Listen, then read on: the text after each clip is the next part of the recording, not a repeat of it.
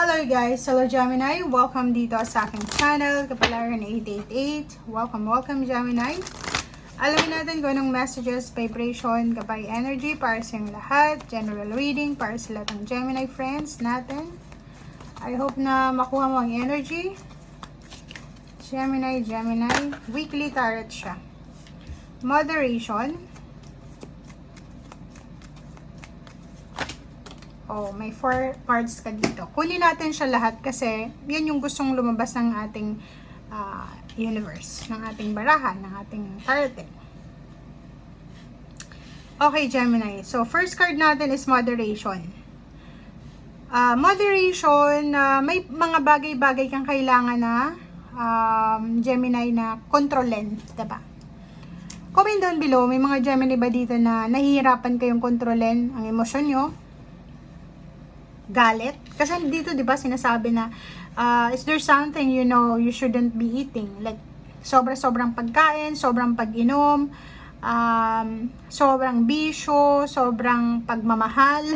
Yung mga sobra-sobra sa buhay mo, sobrang mabilis magalit, magdesisyon, kailangan mo ng moderation. Okay?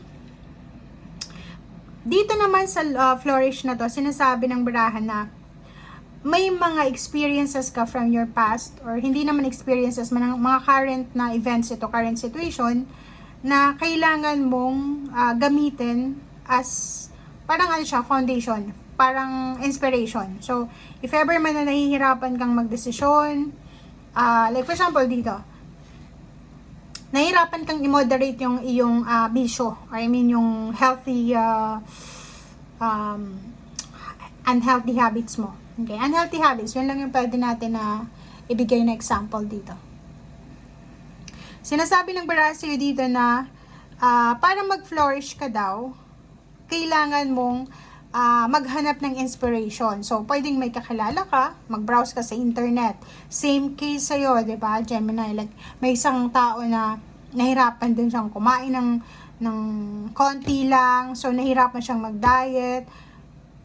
And ngayon, naging successful yung diet plan na yun. So, maghanap ka doon ng pwedeng inspiration. Maghanap ka ng pwedeng maging foundation para mag-flourish ka. Okay?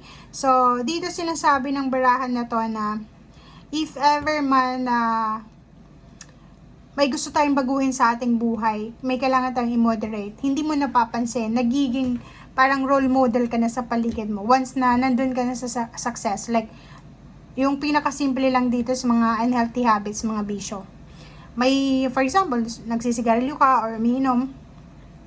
And once na napagtagumpayan mo yan, maraming makakapansin yan. And pwedeng ikaw yung maging inspiration nila para tumigil na din sila sa bisyo. Parang yun lang yung example natin. Relationship, parang ganun. Okay?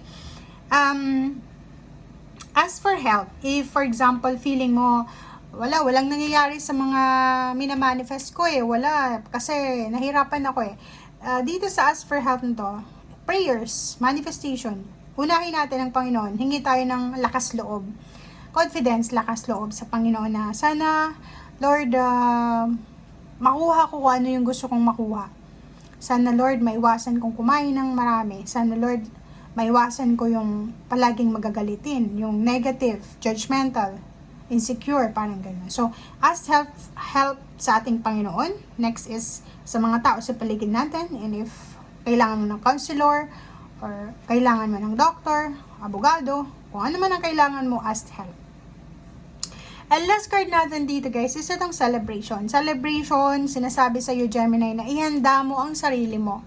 Dahil posibleng may celebration na parating. So may sayawan, kantahan, or pwedeng ikaw ay imbitado sa isang birthday celebration, kasal, pwedeng tungkol to sa Valentine's Day, or pwedeng kung ano man ito na party or events na imbitado ka. Okay, Gemini.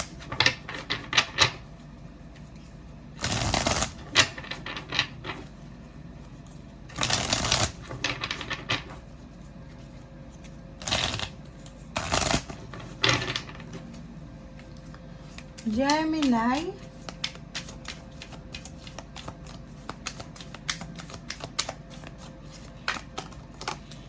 Okay, balance. Number 14, 5.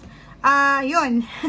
Double confirmation, guys. So, comment down below, Gemini. So, ito, it's a double confirmation, double reminders na kailangan natin ng balanse para hindi tayo mag-alala sa mga susunod na buwan na taon. Kailangan nating ikompromiso ang ating sarili. Okay? Kailangan nating kontrolin ang ating sarili.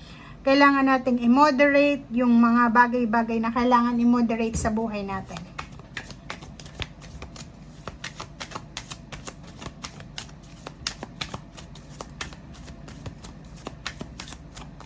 Okay, next is Magician. So, Magician card is sinasabi ng barahan na kailangan natin ng paghahanda dito.